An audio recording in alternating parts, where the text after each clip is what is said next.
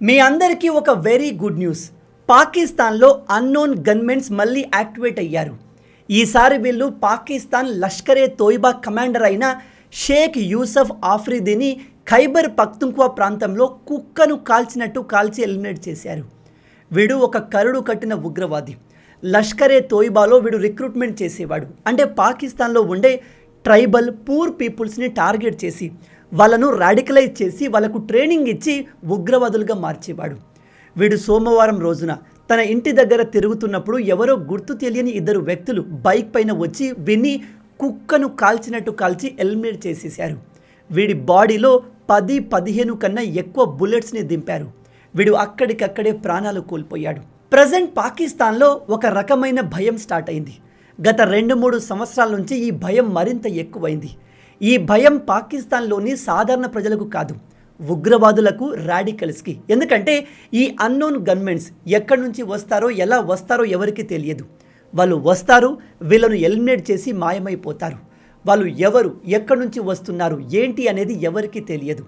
ఇప్పటి వరకు ఒక్క అన్నోన్ గన్మెన్ని కూడా పాకిస్తాన్ పోలీసులు కానీ మిలిటరీ కానీ పట్టుకోలేకపోయింది. కేవలం ఈ సంవత్సరమే మన భారత్పై పెద్ద టెర్రర్ అటాక్ చేసిన 7 ఉగ్రవాదుల్ని అన్నోన్ గన్మెన్స్ టార్గెట్ చేసి ఎలిమినేట్ చేసేశారు. రీసెంట్గా అంటే లాస్ట్ మంత్ మార్చ్లో లష్కరే తోయిబాకు చెందిన అబూ ఖతర్, వీడు ముంబై దాడిలో మాస్టర్ మైండ్. వీడిని కుక్కను కాల్చినట్టు కాల్చి వెళ్ళిపోయారు. 2024 కాశ్మీర్ రాయ్సీ అటాక్లో కూడా వీడు మాస్టర్ మైండ్. ఆ దాడిలో 9 మంది అమాయక భారతీయులు ప్రాణాలు కోల్పోయారు. మీరు గమనించండి, ఈ unknown gunmen attacks Modi second time వచ్చినప్పటి నుంచి స్టార్ట్ అయింది. 2022 మార్చిలో మన ఎయిర్ ఇండియా ఫ్లైట్ని హైజాక్ చేసిన ఉగ్రవాద గ్రూప్లోని ఒక మెంబర్, వాడి పేరు మిస్రీ జహీర్ ఇబ్రహీం. వీడు హైజాక్ చేయబడిన ఆ ప్లేన్లో ఒక భారతీయుడి మెడను నరికేశాడు. మీరు ధురంధర్ మూవీని చూసి ఉంటే అందులో ఈ సీన్ను చూపించారు. అయితే ఆ సినిమాలో ఎలా అయితే వీడిని వెతికి మరి చంపారో సేమ్ అలాగే ఈ మిస్రీ జహీర్ ఇబ్రహీంని ఎవరో గుర్తు తెలియని వ్యక్తులు కరాచీలో అతి కిరాతకంగా అంతం చేసేశారు. జస్టిస్ డెలివరీ చేసి వెళ్ళిపోయారు. అలాగే ధురంధర్ సినిమాలో పాకిస్తాన్ నుంచి ఫేక్ కరెన్సీ ఇండియాకి ఎలా తీసుకువచ్చేవారో చూపించారు. అది ఫిక్షన్ కాదు, అలా నిజంగా జరిగేది. పాకిస్తాన్ ఫేక్ కరెన్సీని 1000 కోట్లలో తయారు చేసి ఇండియాలోకి పంపేది. అండ్ ఆ డబ్బుతోనే పాకిస్తాన్ ఎంతో అంత అభివృద్ధిని సాధించింది. అందుకే మీరు గమనించండి, మనం పాత నోట్స్ని తొలగించినప్పటి నుంచి పాకిస్తాన్ ఎకానమీ మరింత వరస్ట్గా మారింది. ఇంతకుముందు పాకిస్తాన్లో ఎంతో అంత అభివృద్ధి కనిపించేది, ఇప్పుడు అది కూడా లేదు. బహుశా వీళ్ళు ఇన్ని రోజులు మన ఇండియన్ కరెన్సీని ఫేక్ చేసి అభివృద్ధి సాధించేవారు కావచ్చు. ఇప్పుడు మీలో చాలామంది బ్రో డిమానిటైజేషన్ ద్వారా మోడీ ఏమీ సాధించలేదు, అది ఫెయిల్యూర్ అంటూ స్టేట్మెంట్స్ ఇస్తారు. మీలాంటి వాళ్ళ కోసమే ధురంధర సినిమా పైన ఒక వీడియో చేశాను. అందులో క్లియర్ ఫ్యాక్ట్ చెక్ కూడా చేశాను. వెళ్ళి చూడండి, మీకు ఒక మంచి క్లారిటీ వస్తుంది. దాని లింక్ కింద డిస్క్రిప్షన్లో ఇస్తాను. అయితే విషయం ఏమిటంటే, ఐఎస్ఐ ఏజెంట్లు 1000 కోట్ల ఇండియన్ ఫేక్ కరెన్సీని పాకిస్తాన్ నుంచి బంగ్లాదేశ్కి తీసుకువచ్చేవారు, బంగ్లాదేశ్ నుంచి నేపాల్కి, అక్కడి నుంచి ఇండియాలోకి పంపించేవారు. అలాంటి ఒక ఉగ్రవాది పేరు లాల్ మొహమ్మద్. వీన్ని ఎవరో గుర్తు తెలియని వ్యక్తులు కరాచీలో కాల్చి చంపేశారు. అలాగే 2016లో పఠాన్కోట్ దాడి చేసిన ఒక ఉగ్రవాది షాహిద్ లతీఫ్ని అన్నోన్ గన్మెన్స్, వీడు మసీదు నుంచి బయటకు వస్తున్నప్పుడు అక్కడికక్కడే కాల్చి చంపేశారు. అట్నుంచటే దేవుడి దగ్గరికి పంపించేశారు. ఆ తర్వాత బషీర్ అహ్మద్, సయ్యద్ నూర్, ఫైజల్ నదీం, ఇలా చాలామంది ఉగ్రవాదుల్ని అన్నోన్ గన్మెన్స్ ఎలిమినేట్ చేశారు. మీరు గమనించండి, ఈ అన్నోన్ గన్మెన్స్ ఊరికే నార్మల్ ఉగ్రవాదుల్ని టార్గెట్ చేయరు. ఎవరైతే ఇండియా పైన ప్రీవియస్లో పెద్ద దాడులు చేసి ఉంటారో వాళ్ళనే టార్గెట్ చేస్తారు. మేజర్గా వీళ్ళు లష్కరే తోయిబా, జైషే మొహమ్మద్కి చెందిన ఉగ్రవాదుల్ని టార్గెట్ చేస్తారు. వీళ్ళనే ఎందుకు టార్గెట్ చేస్తున్నారు అంటే, వీళ్ళు మన ఇండియా పైన విపరీతమైన దాడులు చేశారు. బహుశా ప్రజెంట్ జనరేషన్కి, జెన్జీకి ఈ విషయాలు పెద్దగా తెలియవు కావచ్చు. కానీ మీ ఏజ్ 30 నుంచి 35 మధ్యలో ఉంటే మన భారత్ పైన 2011 కన్నా ముందు వరుసగా ఉగ్రవాద దాడులు జరిగేవి. మీరు లిస్ట్ చూసుకుంటే 2001లో పార్లమెంట్ అటాక్, 2005లో దివాళీ ఈవ్ బ్లాస్ట్, సీరియల్ బ్లాస్ట్లు జరిగాయి. తర్వాత 2007లో జరిగాయి, 2011లో జరిగాయి, 2007లో అయితే హైదరాబాద్లోనే చాలా బ్లాస్ట్లు జరిగాయి, 2008లో ముంబై అటాక్. ఇలా చెప్పుకుంటూ పోతే చాలా పెద్ద లిస్ట్ ఉంది. నేను ఇక్కడ మోడీ గారిని సపోర్ట్ చేయట్లేదు, కానీ నిజమేమిటంటే మోడీ వచ్చిన తర్వాత భారతదేశంలో ఇలాంటి దాడుల సంఖ్య తగ్గింది. పూర్తిగా ఆగిపోయింది అని చెప్పట్లేదు, కానీ చాలా వరకు తగ్గింది. ఇంతకుముందు ఈ ఉగ్రవాదులు సివిలియన్స్ని టార్గెట్ చేసేవారు. అంటే సినిమా థియేటర్స్లో, సాధారణ ప్రజలు ఉండే షాపింగ్ మాల్స్లో, రైల్వే స్టేషన్స్లో, హోటల్స్ పైన అటాక్ చేసేవారు. ఇప్పుడు ఈ ఉగ్రవాదులకు ఆ ధైర్యం లేదు, ఆ ధైర్యం చేయట్లేదు. అఫ్కోర్స్ ఇప్పటికీ దాడులు జరుగుతున్నాయి, కానీ ఎక్కువగా బార్డర్ ఏరియాలో మన ఆర్మీ పైన జరుగుతున్నాయి. బట్ దేశంలోకి రావడానికి ఈ ఉగ్రవాదులు భయపడుతున్నారు. ఆ భయాన్ని క్రియేట్ చేసింది ఖచ్చితంగా నరేంద్ర మోడీయే. అండ్ ఇప్పుడు అన్నోన్ గన్మెన్ కల్చర్ స్టార్ట్ అయినప్పటి నుంచి ఈ జైషే మొహమ్మద్, లష్కరే తోయిబా మన పైన దాడి చేయడం కాదు కదా, వాళ్ళను వాళ్ళే కాపాడుకోలేకపోతున్నారు. వాళ్ళలో భయం మొదలైంది. ఈ అన్నోన్ గన్మెన్స్ ఎక్కడి నుంచి వస్తారు, ఎలా వీళ్ళను ఎలిమినేట్ చేస్తారో తెలియట్లేదు. అండ్ ఈ అన్నోన్ గన్మెన్స్ని పట్టుకోవడం కూడా అంత ఈజీ కాదు. ఇప్పటి వరకు ఒక్కరు కూడా దొరకలేదు. ఈ ఆపరేషన్ పాకిస్తాన్ మొత్తంలో జరుగుతుంది. కరాచీ, ఇస్లామాబాద్, సింధ్, ఖైబర్ పఖ్తుంఖో ప్రాంతంలో వరుసగా ఇలాంటి ఆపరేషన్లు జరుగుతున్నాయి. పాకిస్తాన్ గవర్నమెంట్ కూడా దీని వెనక ఎవరు ఉన్నారో తెలియదు. ఆబ్వియస్లీ దీని వెనక మన ఇండియన్ ఏజెంట్సే ఉంటారు, కానీ దాన్ని వాళ్ళు ప్రూవ్ చేయలేరు. నేను ఇండియా ఉంది అని ఎందుకు చెప్తున్నాను అంటే, ఈ ఎలిమినేట్ చేయబడుతున్న ఉగ్రవాదులంతా ఏదో విధంగా ఇండియాపై జరిగిన దాడుల్లో పార్టిసిపేట్ చేసిన వాళ్ళు, భాగం పంచుకున్న వాళ్ళు.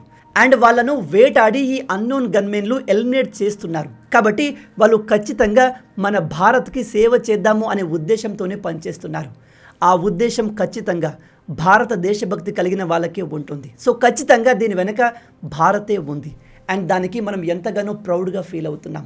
అయితే ఇప్పుడు మన భారత్ ఒక విషయం పైన బాగా ఫోకస్ చేయాలి. అదే నెరేటివ్ వార్ఫేర్. పాకిస్తాన్ ఒక ఉగ్రవాద దేశం. పాకిస్తాన్ ఉగ్రవాదులకి హబ్ అని అందరికీ తెలుసు. కానీ ఈ విషయం ప్రపంచం మొత్తానికి తెలిసేలా మనం ఈ ఇన్ఫర్మేషన్ని స్ప్రెడ్ చేయాలి. ఇప్పుడు పాకిస్తాన్కి ఎంతగానో సపోర్ట్ చేస్తున్న అమెరికాకి కూడా తెలుసు పాకిస్తాన్ ఒక ఉగ్రవాద దేశం అని. అమెరికా పైన అతిపెద్ద ఉగ్రవాద దాడి చేసిన బిన్ లాడెన్ పాకిస్తాన్లో దొరికాడు. ఈ విషయం అమెరికా ప్రజలందరికీ తెలుసు. కానీ ఇప్పుడు ట్రంప్ గాడు కంప్లీట్గా పాకిస్తాన్కి సపోర్ట్గా మారిపోయాడు. ట్రంప్ ఏ పని ఊరికే చేయడు. వీడు ఇప్పుడు పాకిస్తాన్ని సపోర్ట్ చేస్తున్నాడు అంటే ఇందులో పర్సనల్ గెయిన్ ఉంది. ప్రజెంట్ పాకిస్తాన్ ట్రంప్ కొడుకు క్రిప్టో కంపెనీలో భారీగా ఇన్వెస్ట్ చేస్తుంది. పాకిస్తాన్ దగ్గర అసలే ఇప్పుడు ఫండ్స్ పెద్దగా లేవు, కానీ ఉన్న ఫండ్స్లో ఎక్కువ మొత్తాన్ని వీళ్ళు ట్రంప్ కొడుకు కంపెనీలో ఇన్వెస్ట్ చేస్తున్నారు. అలాగే ప్రజెంట్ పాకిస్తాన్ ఈ ట్రంప్ అండర్లో ఉంది. ట్రంప్ ఏం చెప్తే అది చేయడానికి వీళ్ళు రెడీగా ఉన్నారు. అండ్ వీళ్ళు కంటిన్యూగా ట్రంప్ని పొగుడుతూ ఉంటారు. ట్రంప్ని నోబెల్ పీస్ ప్రైజ్ కోసం నామినేట్ కూడా చేశారు. అండ్ ట్రంప్ గాజాలో పీస్ ఎస్టాబ్లిష్ చేయడానికి అదేదో కామెడీ లాంటి పీస్ సమ్మిట్ని ఏర్పాటు చేస్తే వీళ్ళు అక్కడికి వెళ్ళి ట్రంప్ని తెగ పొగిడారు. ఆపరేషన్ సింధూర్ ఆపడంలో ట్రంప్ ఇన్వాల్వ్మెంట్ లేదు. బట్ స్టిల్ పాకిస్తాన్ ట్రంప్ వల్లే ఇదంతా జరిగింది. ట్రంప్ దాదాపు 5 కోట్ల మంది ప్రాణాలు కాపాడాడు. ఇండియా పాకిస్తాన్ మధ్య జరగబోయే న్యూక్లియర్ వార్ని ఆపాడు అంటూ లేనిపోని క్రెడిట్ని ఇస్తున్నారు. ప్రజెంట్ ట్రంప్ ఈగో ఎలా ఉందో మీ అందరికీ తెలుసు. ఇతన్ని పొగిడితే చాలు వాళ్ళ గురించి పాజిటివ్గా మాట్లాడతాడు. మరి ట్రంప్ కావాలనే టెంపరీగా పాకిస్తాన్కి సపోర్ట్గా ఉన్నాడా, పాకిస్తాన్ని యూజ్ చేసుకోవడానికి ఇలా చేస్తున్నాడా మనకు తెలియదు. నేనైతే పాకిస్తాన్ని యూజ్ చేసుకోవడానికే ట్రంప్ వాళ్ళకు ఫేవర్గా ఉన్నాడు అనుకుంటున్నాను. ప్రజెంట్ మీరు చూడండి, ఇరాన్ యుద్ధాన్ని ట్రంప్ ఆపలేకపోతున్నాడు. ఇరాన్ని ట్రంప్ తక్కువ అంచనా వేశాడు. 2-3 రోజులు కంటిన్యూగా ఇరాన్ పైన దాడి చేసి ఆ దేశాన్ని ఓడించవచ్చు అనుకున్నాడు. కానీ ఊహించని విధంగా ఇరాన్ అమెరికాకు భారీ నష్టాన్ని కలిగించింది. ఇప్పుడు ఈ యుద్ధాన్ని ఆపడానికి ట్రంప్ పాకిస్తాన్ని యూజ్ చేసుకుంటున్నాడు. కానీ పాకిస్తాన్ అందులో కూడా ఫెయిల్ అవుతుంది. ఇప్పుడు పాకిస్తాన్ మన దేశానికి అగెన్స్ట్గా కొత్త నెరేటివ్ స్టార్ట్ చేసింది. ఈ విషయాన్ని గుర్తుపెట్టుకోండి, పాకిస్తాన్కి మనకు మధ్య ఖచ్చితంగా ఇంకో యుద్ధం జరగబోతుంది. ఆపరేషన్ సింధూర్ టైంలో మనం ఇండస్ వాటర్ ట్రీటీని కంప్లీట్గా సస్పెండ్ చేశాము. పాకిస్తాన్కి ఇండస్ నది నుంచి వెళ్ళే వాటర్ని ఆపేశాము. అలా చేసి ఇప్పటికీ సంవత్సరం అవుతుంది. బై ద వే, ఇండియా కంప్లీట్గా వాటర్ ఆపలేదు. ఇంతకు ముందు కన్నా తక్కువ వాటర్ని పంపిస్తుంది. అది పాకిస్తాన్కి అస్సలు సరిపోదు. అండ్ ఇప్పుడు సమ్మర్ స్టార్ట్ అయింది. ఎండలు విపరీతంగా ఉన్నాయి. సాధారణంగానే నదిలో వాటర్ ఫ్లో తగ్గిపోతుంది. దాంతో పాకిస్తాన్కి మనం కంప్లీట్గా వాటర్ని ఆపేసే అవకాశం ఉంది. అలా జరిగితే పాకిస్తాన్ ఎండిపోయి కరువు తాండవేస్తుంది. దాంతో ఖచ్చితంగా పాకిస్తాన్ ఇండియా పైన యుద్ధానికి వస్తుంది. మనం దానికి రెడీగా ఉన్నాం. అండ్ ఇప్పుడు పాకిస్తాన్ ప్రపంచానికి ఇండియా వాటర్ టెర్రరిజం స్టార్ట్ చేసింది. వాటర్ని వెపన్ లాగా యూజ్ చేస్తుంది అంటూ ఒక నెరేటివ్ స్టార్ట్ చేసి మనల్ని ప్రపంచం ముందు విలన్లా చూపించే ప్రయత్నం చేస్తుంది. దీన్ని మనం కౌంటర్ చేయాల్సిన అవసరం ఉంది. నిజం చెప్పాలంటే ఆపరేషన్ సింధూర్లో మనం చాలా క్లియర్గా పాకిస్తాన్ని చిత్తుగా ఓడించాము. కానీ మన విజయం గురించి ప్రపంచానికి చెప్పడంలో, సోషల్ మీడియాలో నెరేటివ్ బిల్డ్ చేయడంలో మనం వెనుకబడిపోయాము. అందులో పాకిస్తాన్ గెలిచింది అని ఒప్పుకోవాలి. ఎందుకంటే పాకిస్తాన్ అమెరికా ప్రెసిడెంట్ అయిన ట్రంప్ చేత అబద్ధాలు చెప్పించింది. పాకిస్తాన్ మన ఇండియాకు చెందిన అనేక ఫైటర్ జెట్స్ని కూల్చేసింది అంటూ ట్రంప్ ద్వారా చెప్పించింది. అది కంప్లీట్గా అబద్ధం. ఆ విషయం ప్రపంచ దేశాల లీడర్లందరికీ తెలుసు, కానీ సాధారణ ప్రజలకు తెలియదు. ప్రజల మైండ్లో నిజంగానే పాకిస్తాన్ ఇండియా కంటే స్ట్రాంగ్ కావచ్చు అనే ఫీలింగ్ ఏర్పడుతుంది. మన భారతీయులకు తెలుసు పాకిస్తాన్కి అంత అవకాశం లేదు అని. కానీ ఆ విషయం అమెరికన్స్కి, యూరోపియన్స్కి, ఇతర దేశాల వాళ్ళకి తెలియాలి. పాకిస్తాన్ ఎంతటి ఉగ్రవాద దేశమో అందరికీ తెలియాలి. పాకిస్తాన్ అసలు రూపం అందరికీ తెలియాలి. వాళ్ళను ఎక్స్పోజ్ చేయాలి అంటే ఈ నెరేటివ్ వార్ఫేర్లో మనం ఫాస్ట్గా, స్ట్రాంగ్గా ఉండాలి. ఇప్పుడు ఎలాగో ట్రంప్ పాకిస్తాన్కి ఫేవర్గా ఉన్నాడు కాబట్టి ఇండస్ వాటర్ ట్రీటీ గురించి ట్రంప్ ఒక్క ట్వీట్ చేసినా దానివల్ల మనకు కాస్త ఇబ్బంది కలిగే అవకాశం ఉంది. ఇప్పటి వరకు మనం ట్రంప్ మాట్లాడుతున్న మాటలకి డైరెక్ట్గా స్ట్రాంగ్ రియాక్షన్ ఇవ్వలేదు. కానీ ఈ ట్రంప్ మన భారతదేశానికి చెందిన ఇండస్ వాటర్ ట్రీటీ గురించి మాట్లాడితే మాత్రం వీడికి పగిలిపోయే రెస్పాన్స్ ఖచ్చితంగా ఇవ్వాలి. ఇక్కడ ఇంకో విషయం ఏమిటంటే ప్రజెంట్ ట్రంప్ పాకిస్తాన్కి ఫేవర్గా ఉన్నాడు, కానీ అమెరికన్ గవర్నమెంట్ లేదు. ట్రంప్ పాకిస్తాన్ గురించి ఇచ్చే స్టేట్మెంట్లు, అమెరికా గవర్నమెంట్ ఇచ్చే స్టేట్మెంట్లు కంప్లీట్ అపోజిట్, డిఫరెంట్గా ఉన్నాయి. నేను మీకు స్టార్టింగ్లోనే చెప్పాను, అమెరికా ప్రజలకు పాకిస్తాన్ ఒక ఉగ్రవాద దేశమని, పాకిస్తాన్ ఉగ్రవాదులకు హబ్ అని తెలుసు. బట్ ట్రంప్ మాత్రం అవన్నీ తెలిసి పాకిస్తాన్కి సపోర్ట్గా ఉంటున్నాడు.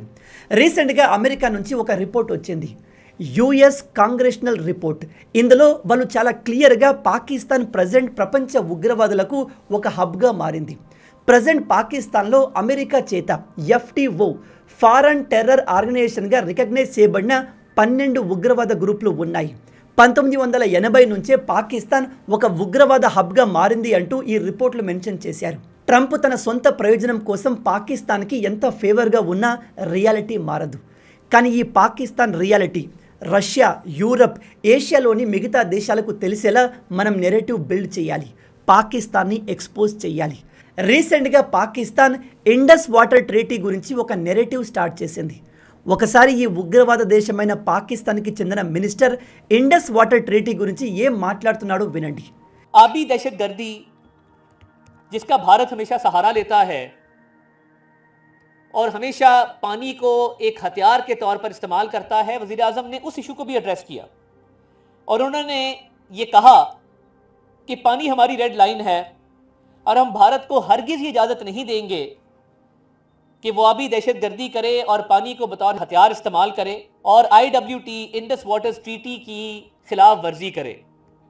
और आपने देखा कि जो उसके कानूनी पहलू थे उसमें भी भारत को बहुत शर्मिंदगी का सामना करना पड़ा और वज़ीर आज़म ने वाज़ेह किया कि अगर पाकिस्तान का पानी रोका गया या उसमें किसी किस्म का कोई रखना डाला गया या पाकिस्तान के पानी को किसी भी हवाले से कोई रुकावट डाली गई तो पाकिस्तान उसका भरपूर और फैसलाकुन जवाब देगा। ये तारीखी खिताब जो था काकूल का, मैं समझता हूँ कि ये तारीख में एक अहम मकाम रखता है और आज इसको 1 साल हुआ है तो पाकिस्तान को अल्हम्दुलिल्लाह वहाँ से आगे अल्लाह ताला ने रास्ते खोले और पाकिस्तान की इज्जत में, पाकिस्तान के वक़ार में बहुत इजाफा हुआ।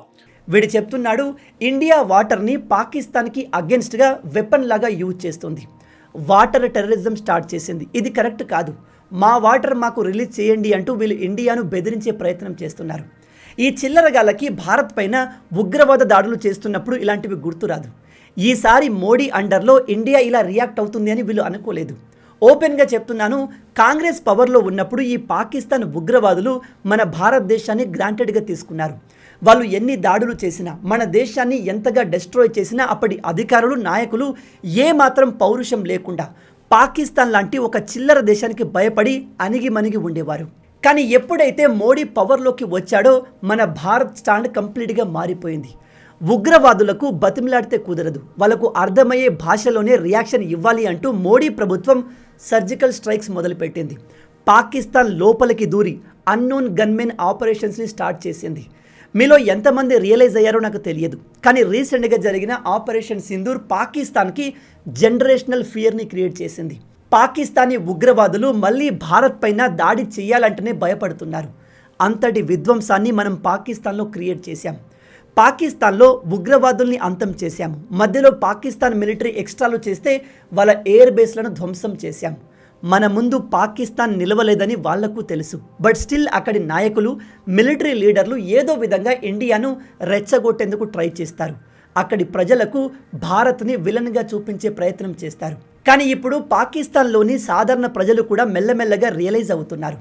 పాకిస్తాన్ మిలిటరీ లీడర్లు, అక్కడి రాజకీయ నాయకులు ఎంతటి చిల్లరగాల్లో వాళ్ళకు అర్థమవుతుంది. ఇప్పుడు పాకిస్తాన్ తమ మిత్ర దేశాలైన ఈ చిల్లర టర్కీ, చైనా మీడియాను ఉపయోగించి ఇండస్ వాటర్ ట్రీటీ విషయంలో ఇండియాను డిఫేమ్ చేయడానికి, ఇండియా పైన ప్రెజర్ పెంచడానికి ప్రయత్నిస్తారు. కానీ ఈసారి పాకిస్తాన్ ఎంత ట్రై చేసినా ఇండస్ వాటర్ని వాళ్ళకు ఇచ్చే అవకాశమే లేదు. ఇండియా స్టాండ్ ఒకటి, వాటర్ అండ్ బ్లడ్ కలిసి ప్రవహించవు. అంటే మీరు మా పైన దాడి చేస్తే మీ దేశానికి రావాల్సిన వాటర్ ఆగిపోతుంది. అండ్ బై ద వే, ఈ ఇండస్ వాటర్ ట్రీటీ ఎన్నో సంవత్సరాల పురాతనమైంది. ఆ టైంలో మన దేశ పాపులేషన్ ఎక్కువగా ఉండేది కాదు. కానీ ఇప్పుడు మన పాపులేషన్ పెరిగింది. మనకే వాటర్ అవసరం ఎక్కువగా ఉంది. మన దేశంలో ఉన్న నది పైన మనకు పూర్తి హక్కు ఉంటుంది. మన దగ్గర సరిపడా వాటర్ లేనప్పుడు మనకు ఆ నదిని పూర్తిగా వాడుకునే హక్కు, అధికారం ఉంది. కాబట్టి ఇండస్ నది వాటర్ని మనమే ఉపయోగించబోతున్నాము. పాకిస్తాన్ ఈ విషయంలో భారత్ పైన యుద్ధానికి వస్తుంది. దానికోసమే మనం వెయిట్ చేస్తున్నాము. ఆ యుద్ధం మొదలైతే అదే పాకిస్తాన్కి చివరి యుద్ధం కాబోతుంది. ఆ తర్వాత పాకిస్తాన్ అనే దేశం ఈ భూమిపైన ఉండదు. అది ముక్కలైపోతుంది. ఖైబర్ పఖ్తుంఖ్వా ఆఫ్ఘనిస్తాన్లో కలిసిపోతుంది. కింద ఉన్న బలూచిస్తాన్ అండ్ సింధ్ ప్రాంతాలు సెపరేట్ దేశాలుగా మారిపోతాయి.